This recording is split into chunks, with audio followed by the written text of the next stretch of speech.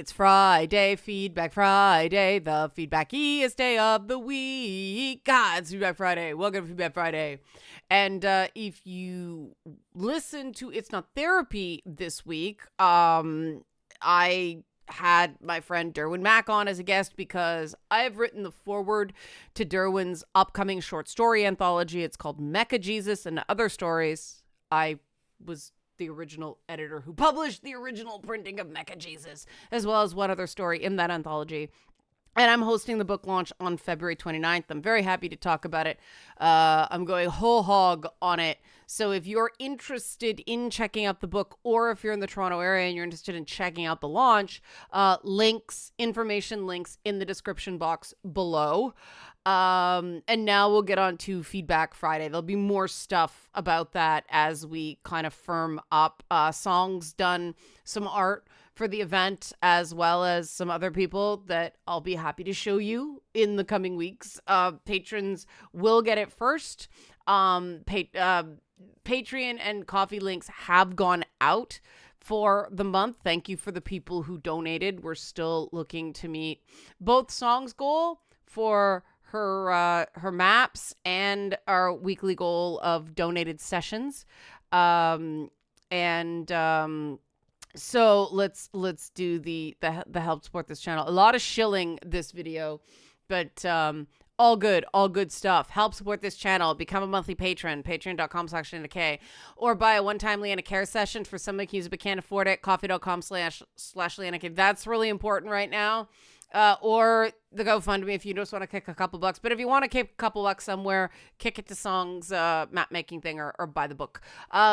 Getting into your feedback for the week, I'm sticking to the Manly Monday video because there were a lot of comments there, and there was some really interesting dialogue, and the title of the video being why you shouldn't open up more. The word should is always something I flag. Always. I found my chapstick. It was back there.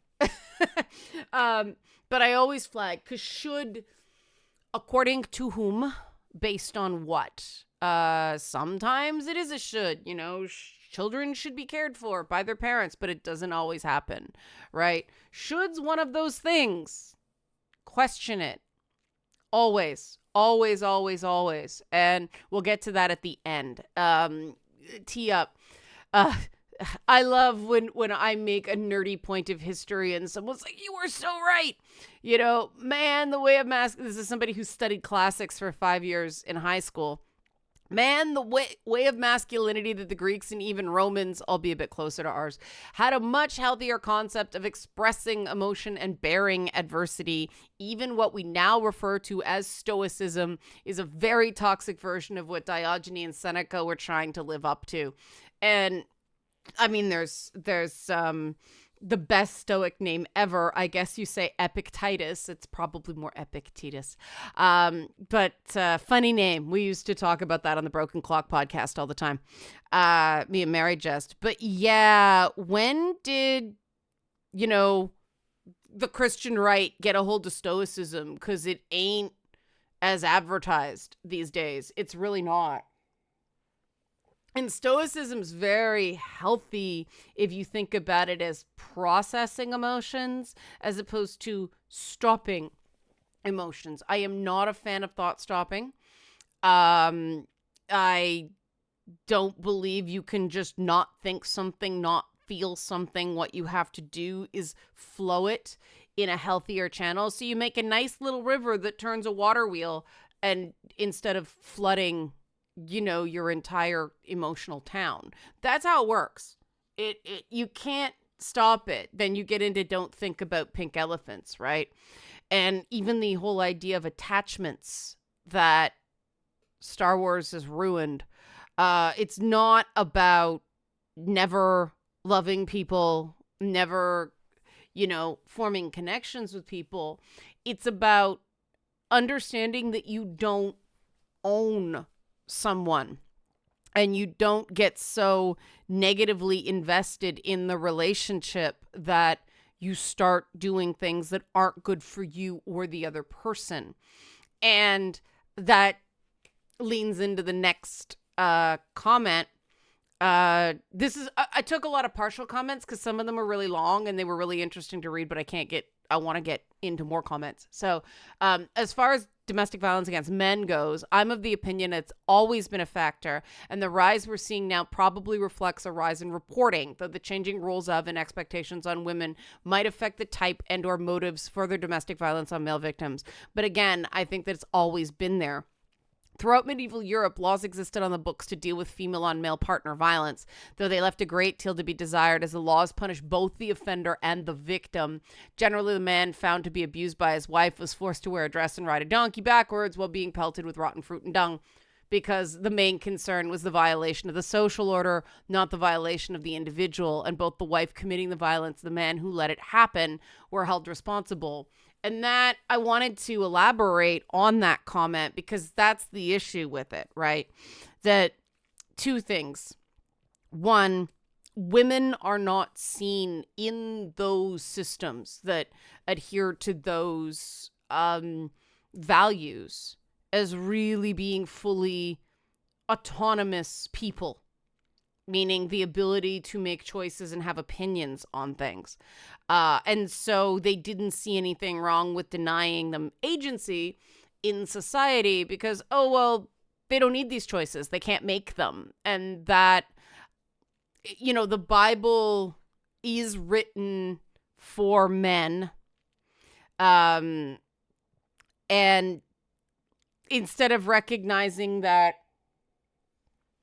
that's a product in part of quirks of language, but it's also, you know, we say the Bible is a book without time, but that's not true. It was written at a very particular time.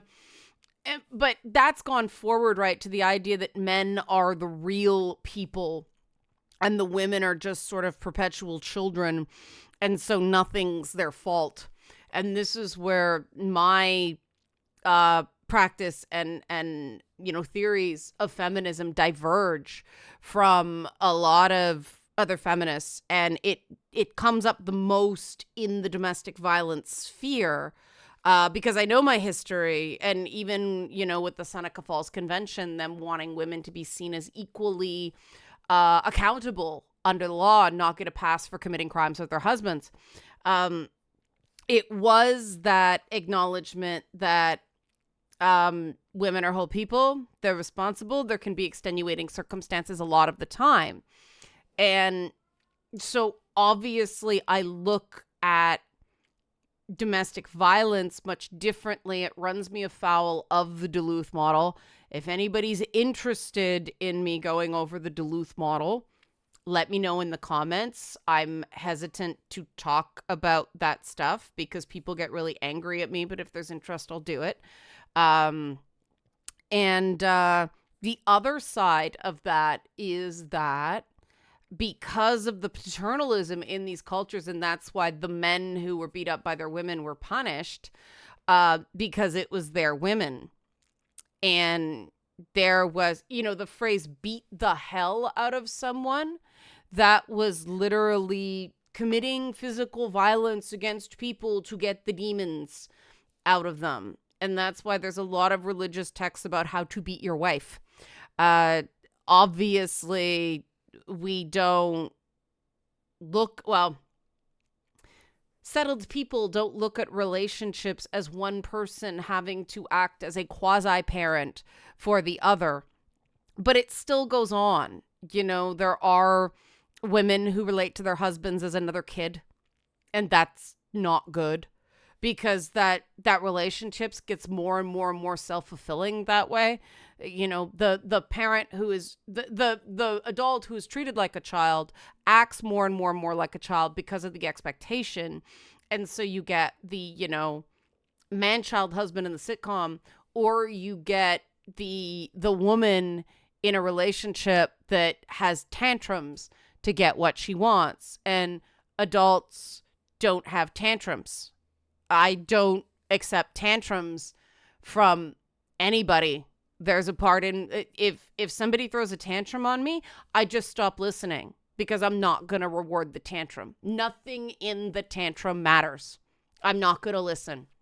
If you want to give me an authentic communication, If somebody's upset with me, okay, I can accept that. I can listen to that, but that's not a tantrum. A tantrum is, as an adult, is manipulative. A tantrum is designed to make everything stop and go quiet because you're acting bad crazy, and so people just freeze because it's an uncontrollable result. And there is an element of people do it because it gets them something. I am a hard ass. I am a no pity zone. So people don't get what they want with me that way because I do think that we do still infantilize women in society, and there is still a very paternalistic look at women, even in feminist circles. And the reason I'm not welcome in those circles is I don't do that. Okay, thank you for your comment. Moving on. I love this comment, but again, a snippet as well. I think identifying what masculinity is can feel a little eye-rolling, even if it's necessary in the moment. It always seems to me like something you should live out rather than define with words. I can see, though, that defining terms is often helpful, especially when men want to be better men but aren't sure how. I appreciate Leanna's comment about certain norms ideas being stepping stones toward betterment that can apply to individuals and communities. Being a better man can help a man on the road to being a better person. And for some of us, these are the same thing as long as it still comes from a good place. Like Kiryu being childlike. Love Kiryu. This reminds me of Superman's style of goodness. Superman follows a code, though in some stories he identifies the code and we see him struggle with it. Kiryu also has a code, but he's so single-minded about it that he doesn't need to say it aloud. The lack of description seems to mark the difference in personality. Though Kiryu, I will say, commenter, Kiryu does give those little speeches in Yakuza games. He's often conveying wisdom to somebody else, but it's clearly his own moral code. But this line hit me like a hammer, and I think it's so brilliant. Just like we're told women have to constantly be aware of sexual assault or pregnancy risks. This is another comment. Just like we're told that women have to be constantly aware of sexual assault or pregnancy risks, men are always aware that the expectation is we are the ones who will stay and fight. And I read those two comments together because, yeah, you can be a better man, you can be a better person, but part of that, what we call individuation, is dealing with, what it means to stay and fight. As somebody who's a stay and fighter, I had to learn when to walk away. And, my personal rules are, violence doesn't really work. I was talking to somebody yesterday when I said, I grew up in a rough neighborhood, and I went to a really rough high school where there was more violence than most people are used to. But from talking to other people, the catty psychological torture shit, which seems to stay with people a lot longer, seemed to be less than I hear from other people, just because at some point we knew if we fucked around, we'd find out. And even though, violence doesn't solve problems, violence created a you shall not pass point. And I think we can do that in other ways. Like, systems have to not reward the bad behavior, period, end of story. And I think everybody should stick up for their friends. I think everybody should stay and fight somehow, if you can. You don't have to do it with violence. You can do it with words. You can do it just being there for a person. We know that when somebody is victimized in any way, having that support system is better for psychological outcomes than people getting directly involved. And so if you're not a scrapper like me, that's okay. You can still stay and fight in your own way. And that move towards individuation, that move towards being a better man and a better person. I try to be a better man every day. That's only half a joke. My moral systems, my living my best life definitely leans more towards the masculine, modern masculinity. But then I watch, period dramas. Like, I'm big into all creatures great and small. Don't judge. I love it. It's so good. But, Helen on that show, see a lot of similarities there. Yeah. And she's farming stock. That is a big part of, my background was that kind of upbringing where you pulled your weight. It didn't matter who you were. And, women were not presumed to be less capable because, well, there were a lot of us and shit had to get done.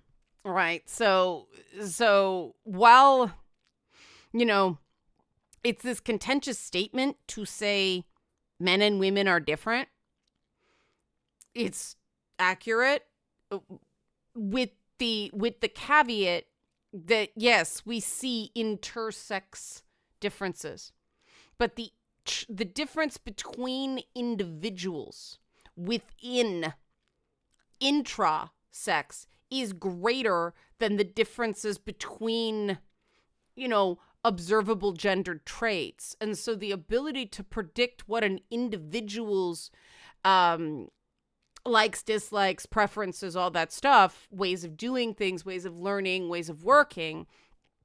While we can say certain things are more common in men than women, it's not a strong enough, or more common in women than men, it's not a strong enough correlation to be predictive.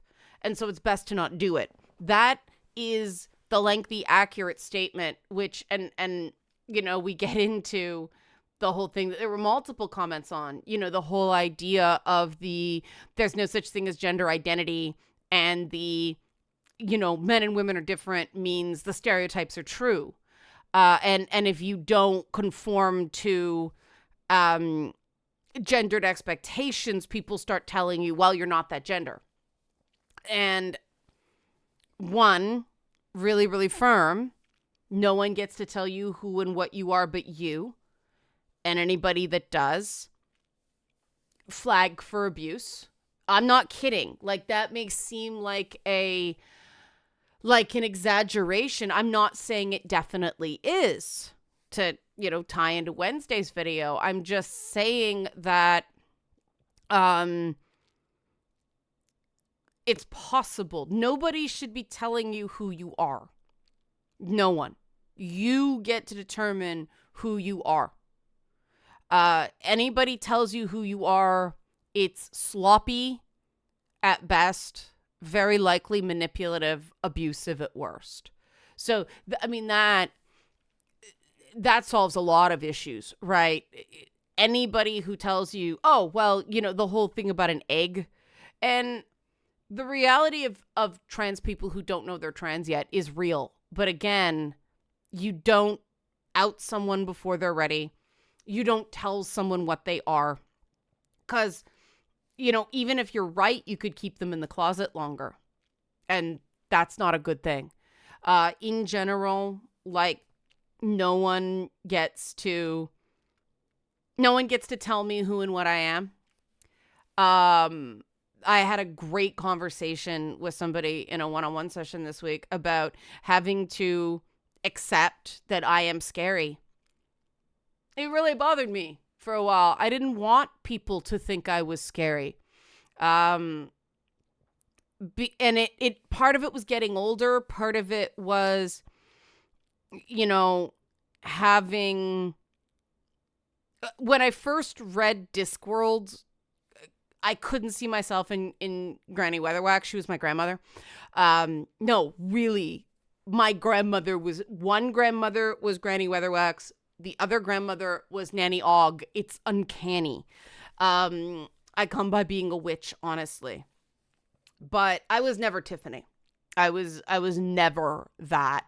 And so I liked, characters like Death and stuff like that. Discworld's wonderful. If you haven't read I really want to reread Discworld because I realize how much I've forgotten.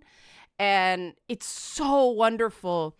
But, as I got older and, they borrowed from Granny Weatherwax with Flemeth in Dragon Age, I got a Flemeth back there. You can barely see it because it's so small, but it's next to the Pip-Boy. It's in front of the Fallout lunchbox. And I'm like, I said to people, this is just me. This is me. I am the Dragon Lady. If anybody gives you trouble, I will breathe fire on them so you can be safe and have a good time. And as long as you're polite, we're good, right? And then you get the people who are like, I am being very polite when they're not polite at all. Rule of thumb, if you have to say, I'm being polite, no, you're not. Because if you were being polite, no, you don't have to say it. It's like explaining a joke. The minute you have to explain a joke, it's not funny. And it's okay that it's not funny. It's okay that you're not polite. Just don't piss in my ear and tell me it's raining. And so that was something that I just found when I stopped trying to be Charlie from Has Been Hotel.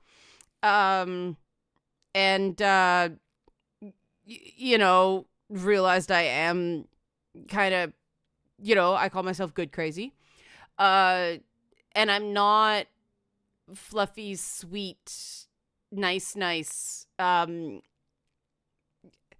It just works for me better, and I can handle situations better because I can respond more naturally without having to conform to some stupid expected performance. And one of the nice things about getting older is you're not expected to be cute anymore. And, God, I could write an entire book on the savagery of the Golden Girls and why it hits on so many levels. I know I talked about that before, but you do get to an age where you're nobody's dream girl, and so you can say what you want to say instead of having to be cute and attractive and all those things that nobody really wants to be, but we feel like we have to be, in part for survival, in part because people who do want to have children know that if you're physically having the kid, there's going to be time where you're going to maybe be financially reliant on your partner, and you don't want to be trapped because of that. And that's where a lot of that domestic violence paradigms come from. And so, looping back around, there are things that are cultural. There are things that are socially constructed, but there are elements of individuals that are innate. And there is a girl brain and there is a boy brain. And, Akila uses the fuel metaphor that if your body's not running on the type of fuel or sex hormones it needs, it's not going to run as well. And that's why people who take hormones for gender affirmation therapy feel better. That makes sense, But that's where we get into this second last comment of the whole concept of masculine, feminine energy. And that's not quite the same thing because, there's a lot of belief systems that believe, the yin and yang, there's masculine, feminine energy in all of us.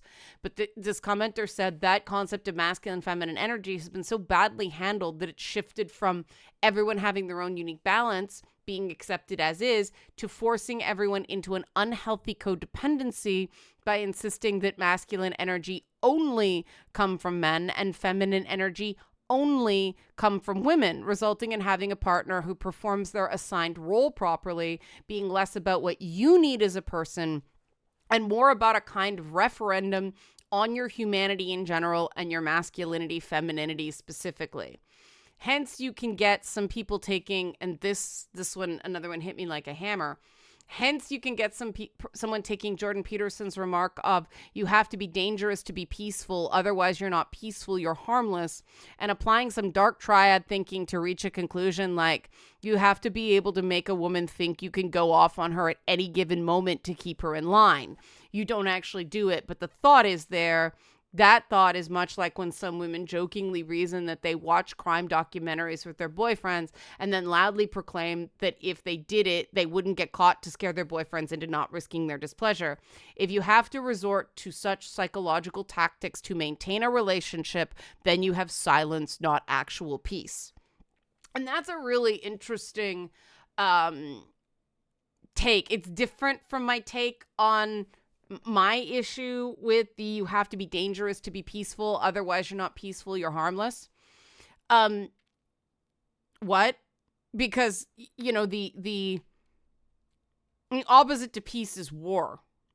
The opposite to peace is not harmless. You can be peaceful and harmless. You can be aggressive and harmless, or you can be peaceful and not harmless. Right? But not harmless doesn't mean dangerous. This hurt is not harm, right? Everyone is capable of hurting other people. Everyone. I don't care who you are. I don't care how much you mean to. If we are careless with our words, the fluffiest bunny person can be the most hurtful. Often those nice people, oh, they're so nice, are the biggest human wrecking balls out there. I had a conversation with somebody this week where somebody did a nice thing. And because it was a nice thing that didn't respect the other person's boundaries, it was angering and painful and not okay. And when people weaponize those social niceties, that's not harmless. Not all hurt is harmful. That's true. But some is. And when people hide behind being nice, when people think, oh, I don't mean to do a bad thing, therefore, it shouldn't bother you. No, I have done things, when you do comedy, you do things you say things with absolutely no intent to upset anyone. You're going to offend some people, but that's not the same as really hurting them. Like, offense, deal, but actually hurting somebody, no person with empathy, I shouldn't say no person with empathy, but I know I never intend to really hurt someone. If I think something is going to hurt, certainly if I think something is going to harm someone, I don't do it.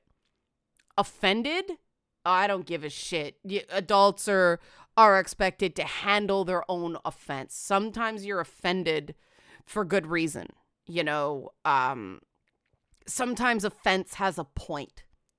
That's not the same as feeling wounded by something. And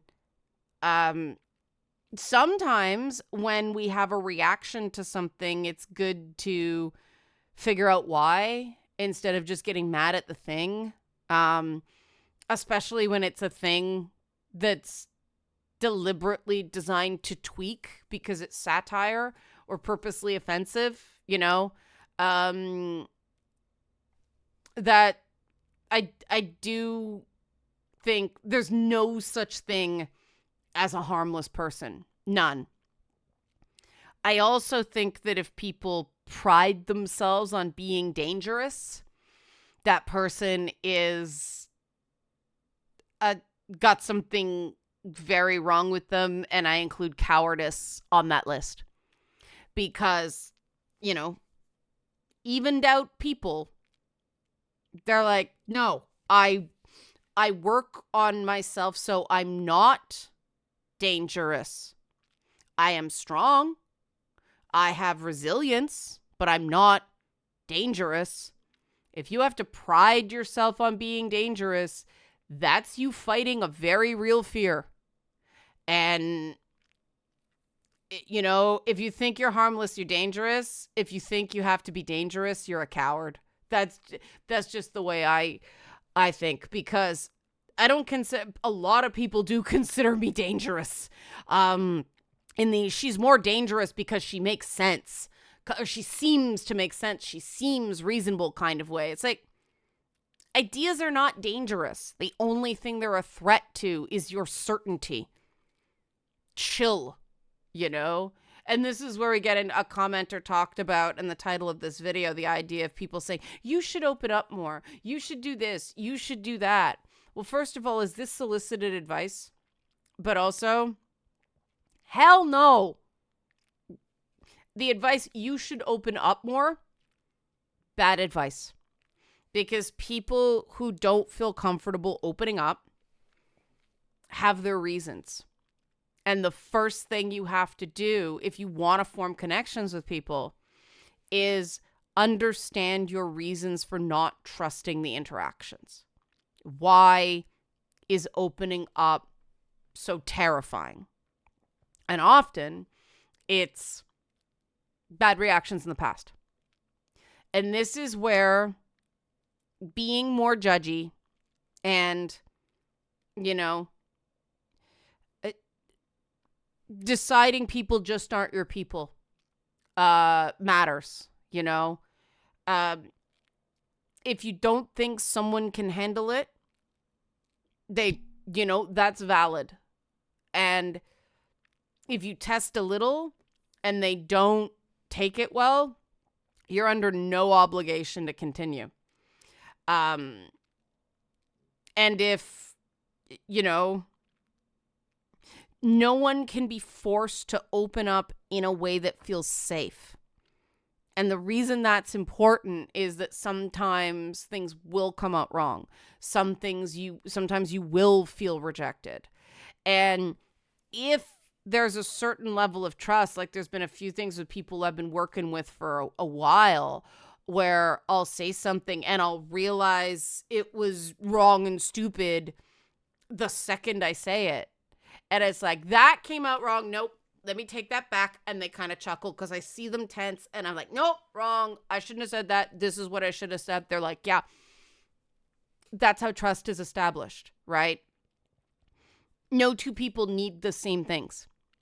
And you do need to, and you don't need to know about someone's past. You know, the way I work, the reason I call my show It's Not Therapy, and I am not a therapist, is the way I work with people is I deal with the person now and the reactions to things now. And they don't have to tell me why. It's just, okay, you're uncomfortable in this situation. You want to work on this. All right, we're going to work on that practically. And the case history comes. Now, a therapist, especially in the US, who's going via insurance, and so they require a diagnosis for treatment, can't do that. The standard therapist who's just, you have so much on your extended health insurance plan, maybe a little different. But, I don't need to know it all immediately. I take people as they are. I'd much rather know your favorite TV show, movie, song, anime, all that stuff. I may not know it. I'll watch it. But finding some things in common so we can discuss with, get those core values, figure out exactly how to work with somebody in an effective way. That is how people who are different build trust. You get into the accusations, you get into the judgments, you lose trust. And you should open up more? No, you shouldn't. Focus on finding your people, finding people you can trust, finding a place that, one of the things we try to do on the Discord is it's not about what, how you identify. Be conservative, be liberal, be anything. It's how you treat people and you're respectful of,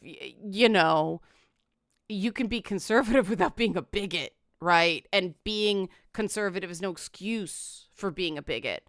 And being liberal isn't an excuse for being intolerant either. And so we take people that way and we have certain behaviors and certain respect for each other so we can talk about tough stuff.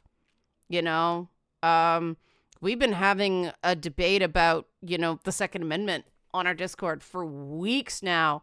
And it gets a little spicy sometimes, but it never totally goes to shit. It's great. And when it does get hot, people go, okay, gonna step back for a minute. We talk about some bullshit in another channel, and it can continue. And people are learning from each other. And that wasn't forcing anyone to open up. People can avoid the Hot Topics channel all they want. They can just post memes and talk about games. And it really does work, and people open up in a natural way, not in a forced way. And that's the only way to really open up, because the whole idea is being vulnerable so you can feel accepted instead of being terrified. So the minute something goes wrong, see, I knew it, I don't fit in anywhere, right? You should not open up more. You should take steps to get to know people and establish trust. Help support this channel. Become a monthly patron, patreon.com/Leanna K. Or much needed one-time Leanna Care session for someone who can't afford it, coffee.com/Leanna K. Or there's Song's book, or there's Derwin and my book, or so many links, lots of places. I know it's still after Christmas. You're still paying up your Visa bills. This is a lot, but really appreciate your support. It's so humbling. Thanks for watching, and have a great weekend.